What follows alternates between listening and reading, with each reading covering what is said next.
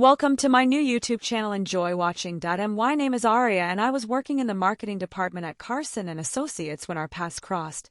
Elijah worked in sales just down the hall from my office. It started innocently enough.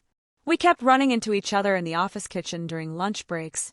I'd heat up my sad microwave meals while he'd unpack his perfectly organized bento boxes. Those look way better than my frozen dinners, I said. One day, eyeing his colorful lunch spread, he grinned and pulled out an extra set of chopsticks. "Want to try? My mom taught me how to cook, though I'm pretty sure she regrets it." Now I stopped falling for her special recipes. Pretty quickly, that first shared lunch turned into daily lunch dates. We'd sit at the small table by the window, trading stories about our lives. I told him about growing up with my sensible parents in the suburbs, about my grandmother who'd gifted me my apartment before she passed away. He talked about his work, his hobbies, his dreams, but rarely about his family. After 3 months of lunches, he finally asked me out properly. "Dinner tonight?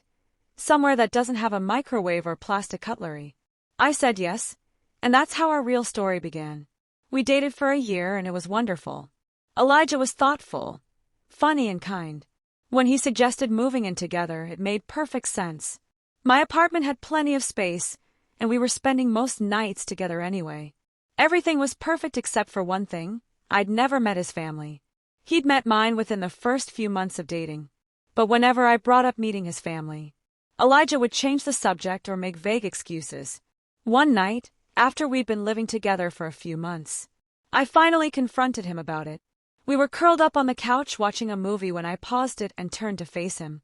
"Elijah, why haven't I met your family yet? Are you ashamed of me or something?" He let out a heavy sigh, running his hands through his dark hair. "God, no, Aria. I'm not ashamed of you. I'm ashamed of them." I laughed, thinking he was joking. "Come on. They can't be that bad." "They are." His voice was dead. "Serious, they're different. They think everything is a joke, and I mean everything. Even important moments, serious situations. They turn everything into some kind of cruel prank." I remember raising my eyebrows, still not quite believing him. "What do you mean you want examples?" "Fine." He sat up straighter, his jaw tense. "When I was in high school, I had my first girlfriend over for dinner. My mom served spaghetti, but she'd replaced the noodles with rubber worms. My date screamed and threw up at the table. Everyone thought it was hilarious except me and Abigail. She never spoke to me again." I stared at him, waiting for the punchline. But there wasn't one. Or how about when I had a big presentation in middle school? My brother replaced my notebook with an identical one filled with pornographic drawings.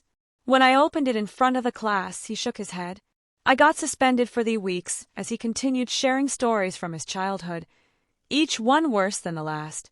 I began to understand why he'd been so hesitant to introduce me to his family, but I had no idea that I was about to become their next target. Elijah proposed on a Tuesday. Nothing fancy, just the of us in our kitchen making breakfast. He pulled out a ring while I was flipping pancakes and said, "I can't imagine my life without you. Aria, will you marry me?" Of course I said yes, and then inevitably came the words I'd been both dreading and curious about. "I guess it's time for you to meet my family."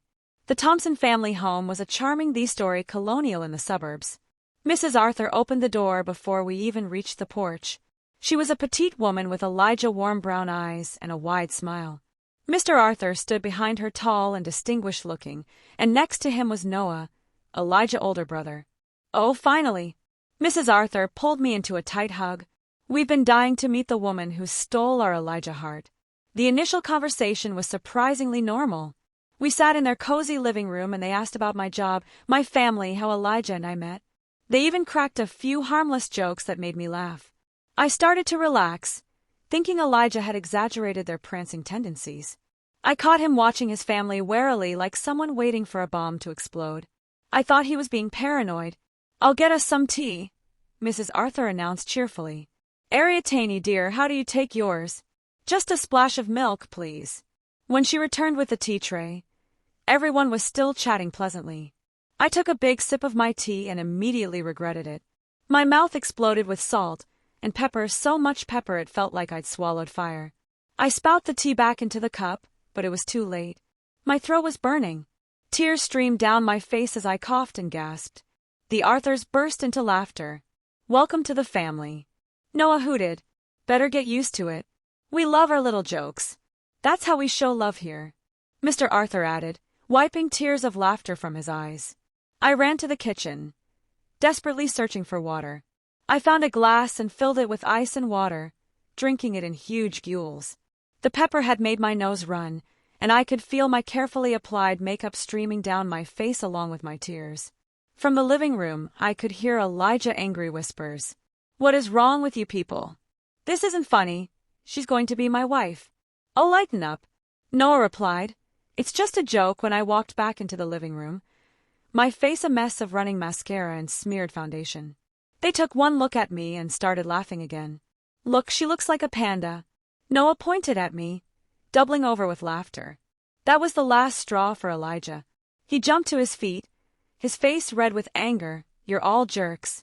This is exactly why I didn't want to bring her here. He grabbed my hand and pulled me toward the door. In the car, Elijah apologized over and over. I just hugged him, my face still burning from the pepper and humiliation. As we drove home, I realized Elijah hadn't been exaggerating about his family at all. He'd been warning me. Planning a wedding is stressful enough without having to worry about your future in-laws, turning it into a practical joke playground. Elijah and I spent weeks debating whether to invite his family at all. We have to invite them, Elijah finally said one night while we were addressing invitations. They're still my parents, and no matter how much I hate their pranks, I'd regret not having them there. He called them the next day, putting the phone on speaker so I could hear. Mom, Dad listened carefully. His voice was stern. You can come to the wedding, but I need your word. No pranks. This is the most important day of our lives, not a circus, of course, sweetheart. His mother chirped, we'll behave. I promise. The day of the wedding started perfectly. The ceremony was beautiful, and during the reception, everything was going smoothly. Elijah's family was actually behaving themselves, though. I noticed Elijah watching them like a hawk. Then came time for the cake cutting. Our cake was gorgeous. 5 tiers of white fondant with delicate sugar flowers cascading down the sides. But something was off. There were candles on it, lit candles that wasn't part of our plan. I turned to Elijah to mention it, but before I could get the words out, there was a loud pop. Then another and another. The cake suddenly exploded, sending chunks of white cake and frosting flying everywhere. Most of it landed on me, completely ruining my wedding dress. For a moment there was complete silence. Then I heard it, the familiar sound of the Arthur's laughter. They were practically falling over themselves, pointing and howling with glee. Your face. Noah gasped between laughs. Oh my God, your face. I stood there, cake dripping down my dress, and burst into tears. During my blurred vision, I saw Elijah's face turn purple with rage. Get out. He roared at his family. Get out of my wedding. Right now you're overreacting. His mother said, looking bewildered. Everyone loves a good wedding prank. Elijah didn't respond. Instead, he waved over the security team we'd hired, thank God for that decision, and had them escort his family out. My mother rushed over with napkins, trying to clean frosting off my face. My bridesmaids surrounded me protectively. Even Elijah's Aunt Luna, who I just met that day, came over to help, shooting disgusted looks at her departing relatives. I can't believe they're my brother's family, she muttered, helping to wipe cake from my hair. This is a wedding, for heaven's sake, not a college fraternity party. Somehow we salvaged the rest of the reception. Our friends and my family rallied around us, turning it into a joke we were all in on, rather than one at my expense. Someone found a backup cake. Apparently our wedding planner had dealt with difficult families before, and we even managed to get some decent pictures taken. After I changed into my backup dress, life settled into a peaceful rhythm. After the wedding disaster, Elijah and I enjoyed our quiet existence in my grandmother's old apartment, far from his family's chaos. We transformed the spare bedroom into a home office, planning to use it that way for a few years before maybe turning it into a nursery. But plans change. Just over a year after our wedding, I discovered I was pregnant. Elijah was overjoyed, spinning me around our kitchen when I told him, though he quickly put me down when I turned green. We decided to keep it to ourselves for the first few months, telling only my parents. Somehow, though, news travels. I was 7 months along when Elijah's phone rang one evening. Your mother? I asked. Recognizing his expression, he nodded. They know about the baby moms insisting they have a right to meet their grandchild. I instinctively put my hands over my swollen belly. No pranks around the baby. I said firmly, absolutely none. Elijah agreed before answering the phone. When Sophia was born, she was perfect. 10 tiny fingers, 10 tiny toes, and Elijah warm brown eyes. We managed to keep the Arthurs away for the first 3 months, but their persistence wore us down. Just one visit. Elijah negotiated with them at our apartment, where we control the environment, and if there's even a hint of a prank, you're out forever. They came on a Sunday afternoon. I watched them like a hawk as they cooed over Sophia looking for any sign of mischief. But they were surprisingly normal. Mrs. Arthur cradled Sophia, gently, tears in her eyes. Mr. Arthur proudly showed us pictures of his own father holding Elijah as a baby. That visit led to others. They'd come over every few weeks bringing appropriate gifts and behaving themselves. Still, I never fully relaxed around them. I refused every dinner invitation, remembering the pepper tea incident all too well. During one of their visits, while Elijah was changing Sophia's diaper, Mrs. Arthur started chatting about Noah. Oh, he got married last month. She mentioned casually such a small ceremony just at the courthouse. His Caroline refused to have a proper wedding. She shook her head, disapproving. I don't understand why. I bit my tongue to keep from saying really. You don't understand why. Instead, I just nodded, thinking about my own ruined wedding dress and exploding cake. I had a pretty good idea why Caroline opted for a courthouse ceremony, and honestly I wished I'd done the same in my head. I could imagine exactly how that conversation had gone between Noah and Caroline. She'd probably heard the stories about my wedding. Or maybe she'd been subject to a few harmless pranks herself. Either way, smart girl, she found a way to avoid giving them any opportunity for their special brand of humor.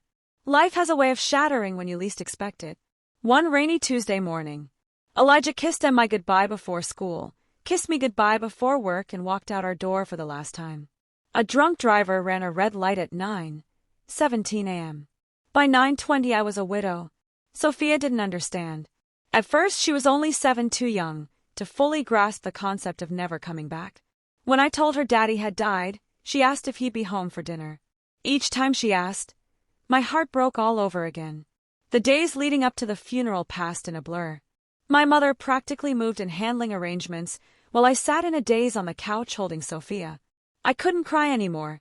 I felt hollow, like someone had scooped out everything inside me. The Arthurs came to the funeral with Noah and his wife Caroline. I barely registered their presence until it was time for the eulogies I'd already spoken, sharing memories of Elijah as a husband and father, his kindness, his gentle humor, how he taught Sophia to ride her bike just last month. Then his parents stood up to speak. Elijah always loved a good joke. Mr. Arthur began, and I felt my stomach clench. Remember when he was 6 and we convinced him his teddy bear had come alive and eaten all his Halloween candy? Mrs. Arthur chimed in with a laugh. Or that time in college when we sent him a fake acceptance letter to medical school. Even though he never applied, his face was priceless. The church was silent. Milwan laughed. I looked around and saw faces twisted in disbelief and second-hand embarrassment. Sophia clutched my hand, confused, and now he's up there. Mr. Arthur continued grinning, probably planning the ultimate prank on St. Peter. I felt something snap inside me. My whole body started shaking with rage. Sophia must have felt it because she looked up at me with worried eyes. After the service, while people were gathering for the reception, I approached the Arthurs. My voice was quiet but sharp enough to cut glass.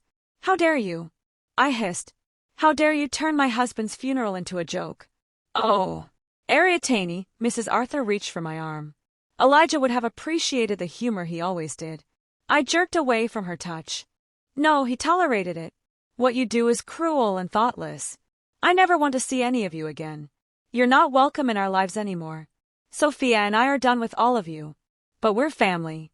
Mrs. Arthur protested, finally looking concerned. No, I said firmly, we're not. Family doesn't humiliate each other. Family doesn't ruin weddings or mock funerals. We're done. I turned and walked away, leaving them standing there, probably still wondering what they'd done long. They'd never understood and they never would. 6 years passed like a blur. Sophia grew from a grieving 7-year-old into a thoughtful 13-year-old who had her father's kind eyes and gentle spirit. I threw myself into being both mother and father, trying to fill the Elijah-shaped hole in our lives.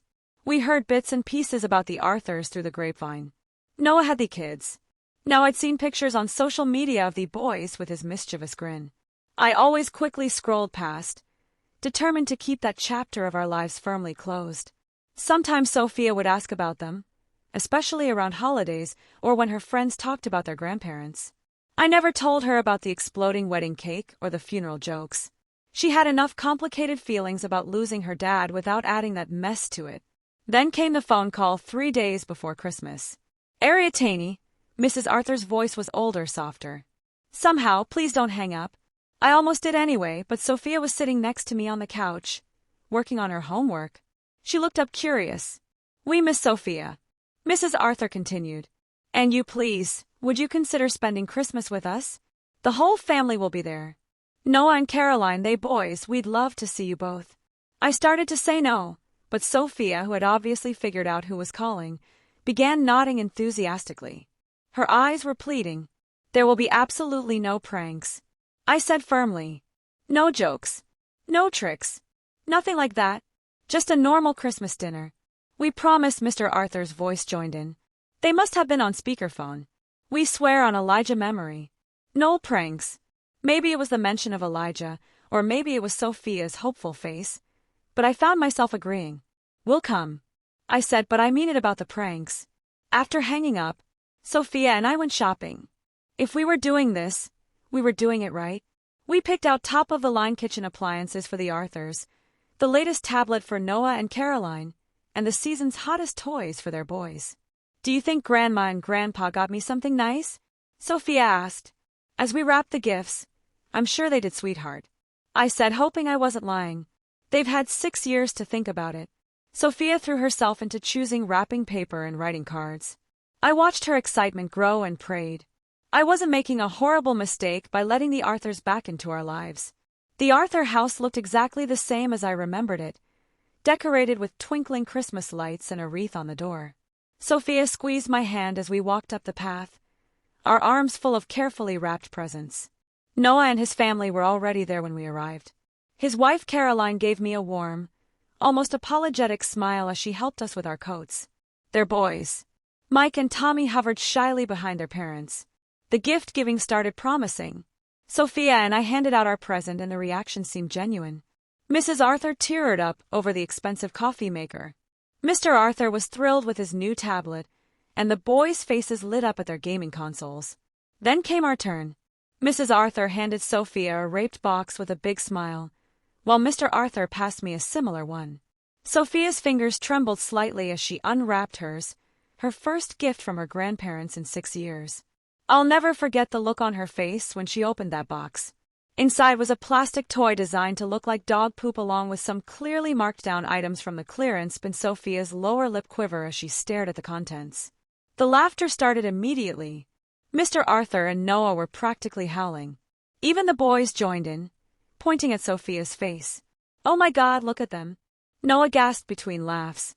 Their expressions are priceless. My own box contained similar junk, expired candy, and items that still had clearance stickers on them. That's enough, I said, my voice deadly quiet. Where are the real present? Mrs. Arthur wiped tears of laughter from her eyes. What do you mean? Those are the presents. You can't be serious. I looked at each of them. You haven't seen your granddaughter in 6 years, and you give her fake dog poop as a Christmas present. They exchanged confused looks. It's funny, Mr. Arthur insisted. Come on, Ariatani. Learn to take a joke. I watched a tear roll down Sophia's cheek, and something snapped inside me. Without a word, I stood up and walked over to Mike and Tommy. I'm sorry, boys, I said, taking back the gaming consoles, but these are returning to the store, Mom. They wailed as I moved on to Noah and Caroline, collecting the tablet and other gifts. Ariatani, this is cruel. Mrs. Arthur protested as I took back their presents. Too cruel. I turned on her. You gave a 13-year-old girl who lost her father fake dog poop for Christmas, and you're calling me cruel. It was just a joke, Noah started, but I cut him off. We're leaving, Sophia, I said. Get your coat. The drive home was quiet. Sophia stared out the window, clutching her empty gift bag. I'm sorry, sweetheart. I finally said. I really thought they'd changed. It's okay, Mom, she replied softly. Can we watch Christmas movies and make hot chocolate when we get home? Of course we can. We'll have our own Christmas, just us two, and that's exactly what we did. We spent the rest of Christmas Day in our pajamas, watching holiday movies, baking cookies, and trying to forget about the Arthurs and their idea of humor.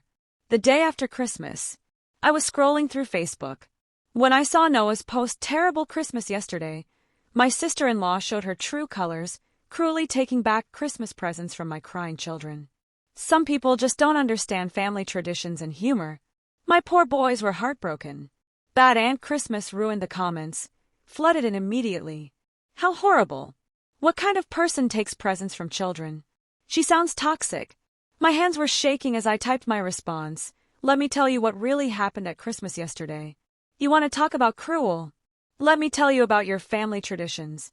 After 6 years of no contact, your parents gave their only granddaughter, a 13-year-old girl who lost her father, a toy that mimics dog feces, as a Christmas present. They gave me clearance, bin items with price tags still attached. Then they laughed at our pain, but this isn't new behavior. Let me tell you all about my wedding day, where they rigged our wedding cake to explode in my face. Or about my husband's funeral, where they thought it was appropriate to turn their son's eulogy into a stand-up comedy routine about prancing him as a child. You want to talk about toxic family traditions? Let's talk. I hit post and waited. Within minutes, other relatives started chiming in. Oh God, remember cousin Abigail graduation. They replaced her diploma with a joke certificate. During the photo op, they put laxatives in the punch at my baby shower. They ruined my son's bar mitzvah with that trick to scroll. The tide turned quickly. Soon Noah's original post was flooded with people sharing their own stories of the Arthur's pranks. Caroline, Noah's wife, even liked several of the comments. The phone call started that evening first. Noah. Ariatani, I never thought about it like that, reading everyone's stories. God, we've been awful, haven't we? Then Mr. and Mrs. Arthur, we never meant to hurt anyone. Mrs. Arthur said, her voice shaking. We thought everyone was laughing with us. We thought it was all in good fun. We've always been this way. Mr. Arthur added, it's how we show love, but maybe we've been showing it wrong. I took a deep breath. You have to understand, your pranks aren't funny, they're cruel, they hurt people, they hurt your granddaughter. We see that now. Mrs. Arthur whispered, can you ever forgive us? I don't know. I answered honestly. I'm glad you're finally realizing how your behavior affects others. But I can't just forget everything that's happened. 3 days later, a delivery truck brought a large package. Inside was the latest iPhone, the exact one Sophia had been dreaming about, along with a heartfelt letter of apology from her grandparents. I sent Noah, boys, their gaming consoles back with a note. Everyone deserves a real Christmas now. 6 months later, we have a cautious peace. We meet occasionally for coffee or lunch in neutral places. The Arthurs are really trying to change. No more pranks, no more cruel jokes. Sophia video chats with her cousin sometimes, and I've seen genuine remorse in my in-laws' eyes. Elijah would be proud of his progress. I think he always hoped his family would understand someday. Maybe they finally do.